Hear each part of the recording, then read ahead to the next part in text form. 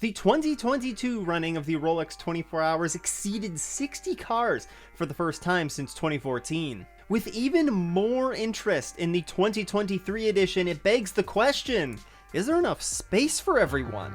Entries opened for the 61st running of the legendary season-opening IMSA race back on October 11th, and now, just less than a month after opening up those entries, IMSA's already cautioning competitors that there may not be enough space for everyone on the grid. IMSA President John Doonan had this to say: "It's a nice problem to have, frankly. We've seen a tremendous amount of momentum for the sport, for IMSA, and all of the fans of IMSA, and I think 2023 is not going to be any different. Even compared to a year ago at this time, we've had another lift in interest from competitors wanting to run the Rolex 24 and the WeatherTech Championship season as a whole. New cars aside, it's a really special time for the sport. The good news is not one class can be singled out in terms of the momentum and the growth that we're seeing. LMP2 has seen a lot of interest in the last couple of seasons. In particular, some teams that have traditionally competed in Europe are interested in coming to the North American market. LMP3, in a similar manner, has attracted an entry number that's in sort of a sweet spot. You add up all of those, and that's probably half your Rolex grid, with the other 50% GT cars. Now let's just take a step back here and see where the additions really are going to be coming from to the grid this year. And we're going to start off with the obvious addition here in those GTP cars. So of course the GTP category is going to be new for IMSA in 2023. This comes at the subtraction though of the DPI cars from the grid.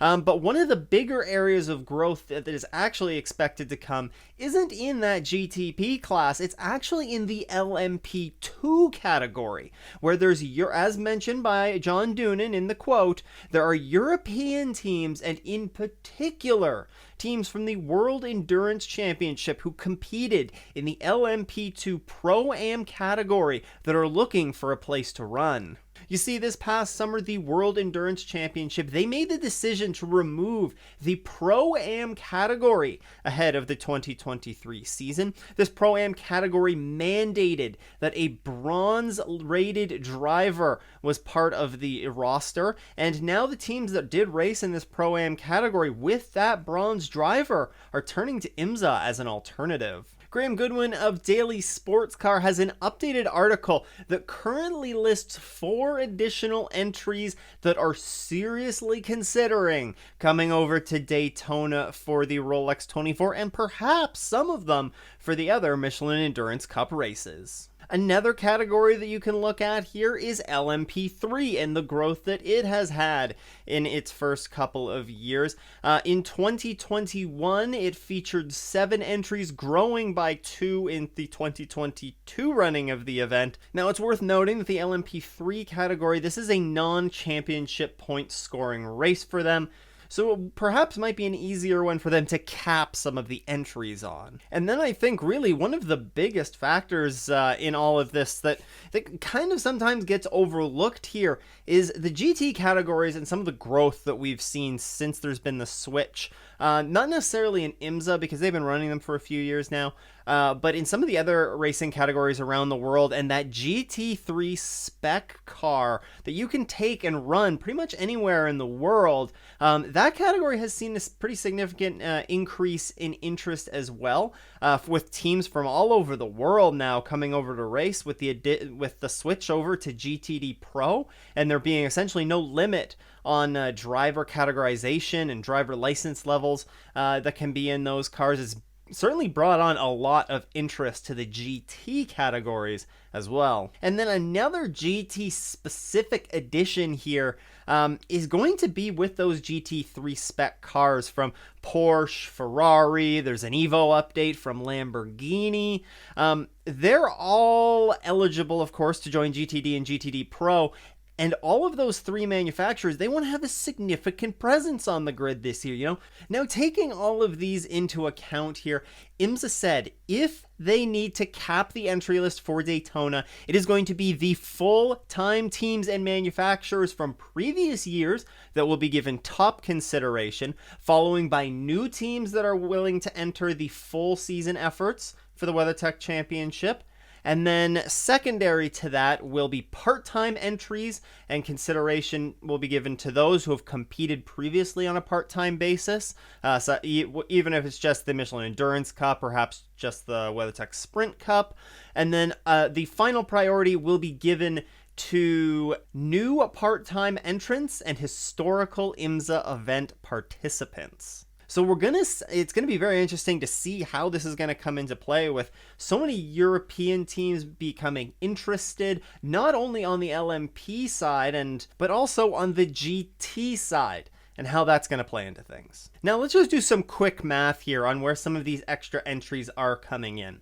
So there are 9 entries that are expected in the GTP category versus 7 DPI entries in 2022. So a 2-car difference. Doesn't seem like much off the bat, but when you consider that the grid was full in 2022, it's going to be interesting to come up with those 2 spots. Putting a conservative estimate on LMP2, it sounds like they're going to be in and around the 10 to 12 mark in LMP2s versus the 10 mark that they had in 2022. And again, there's a lot more, assumptions that are being made in that, but I think it's safe to say that lots of the established LMP2 teams are going to be staying, and it does sound like there's significant interest for LMP2 European teams to make the trek over. So I think an addition of 2 sort of in that area is probably safe. LMP3 is an interesting one. They had 9 entries in 2022, and I think I could see them keeping that number the same in 2022, but maybe depending on what the entry levels are in some of the other divisions, maybe they keep it the same. I could also see them reducing it, and perhaps reducing it to just be only the teams that are entered on a full-time basis.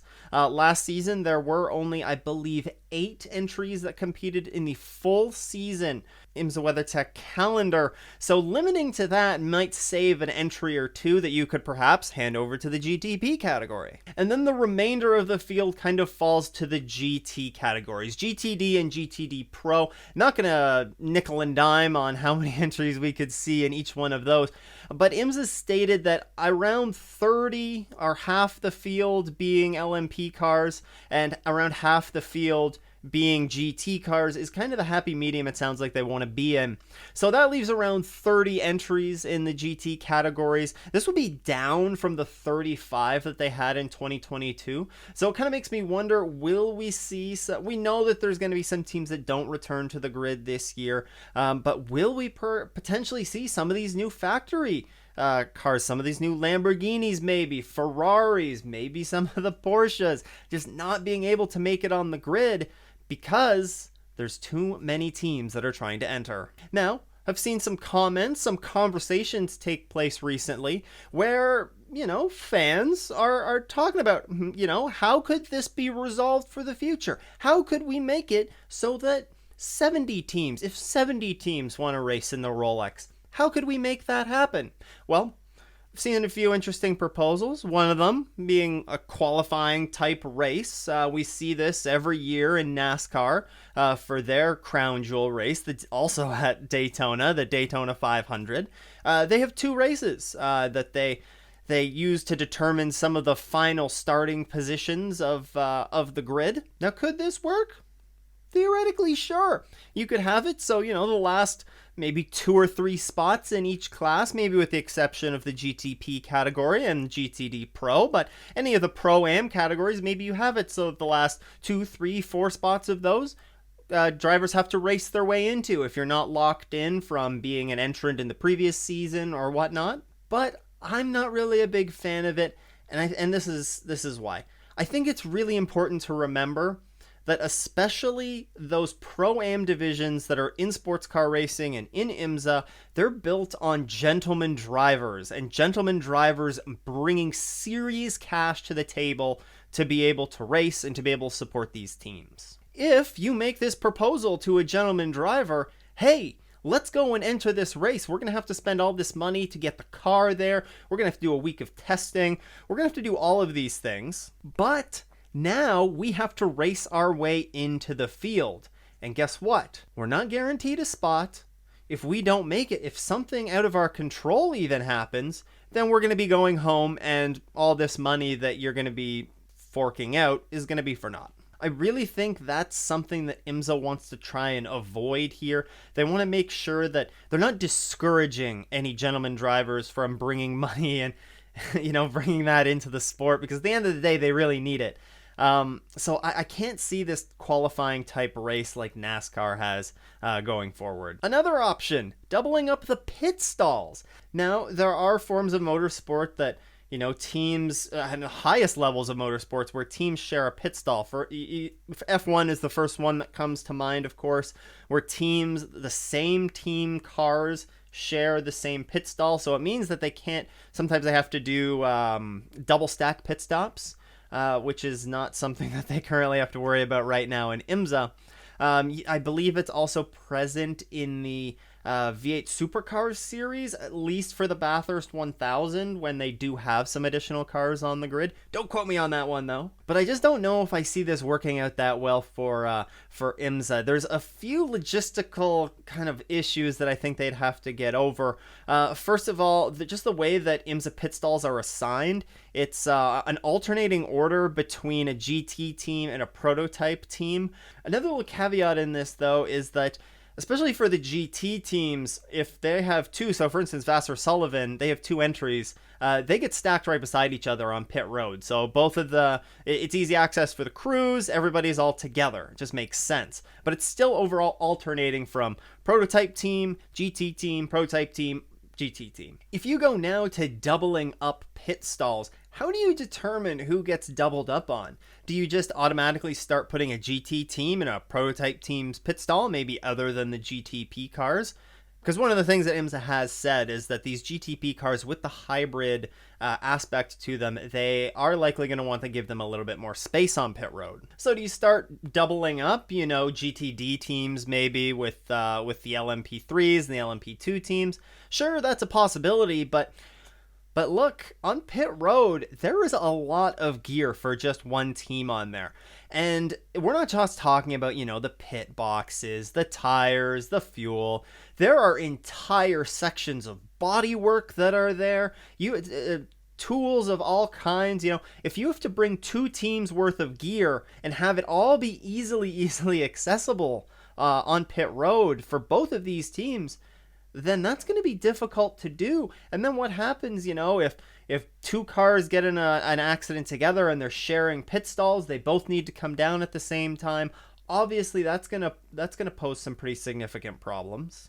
I just think there's a lot of hurdles to get over here that I don't think IMSA is going to be interested in trying to overcome to make double stacking of pit stalls work. And the last way, well, could just be removing the LMP3 category outright. I mean, it's been talked about plenty over the last, 6 or so months, ever since the GTP hype has really started picking up and we've started to realize, hey, these are the car numbers we're going to be looking at next year. Like, what do we need to do?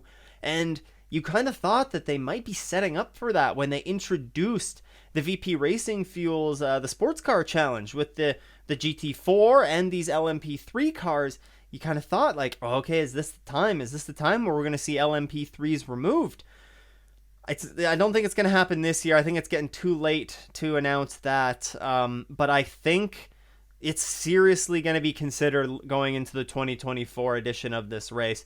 You just think about, there's going to be more customer GTP teams that are going to be on the grid. Thinking about it, if we're going to have potentially 9 entries on the grid this year, there's probably no reason why we couldn't have, 13, 14, 15 GTP entries on the grid for 2024. And that's not even to mention the new Corvette and the new Mustang GT3 cars that are also going to be on the grid for that edition. I think ultimately at the end of the day, removing the LMP3s kind of makes the most sense. Not for the 2023 edition, but for the 2024 edition and beyond, perhaps. Have them transition to the VP Racing Fuel Sports Car Challenge and have them race there. And then you can have the GTPs, LMP2s, if depending on what the future of that holds for them, And then, of course, the 2 GTD classes racing in the IMSA WeatherTech Sports Car Championship. But what do you think? What do you think IMSA can do to solve the grid capacity issues at Daytona? Let me know in the comments below or on Twitter at OffInTheS's. Speaking of all these new GT cars, though, you can read all about the 3 new cars that will be on the IMSA grid in 2023 right here. Once again, thanks for tuning in. I hope everyone has a great race weekend and doesn't go off in the S's.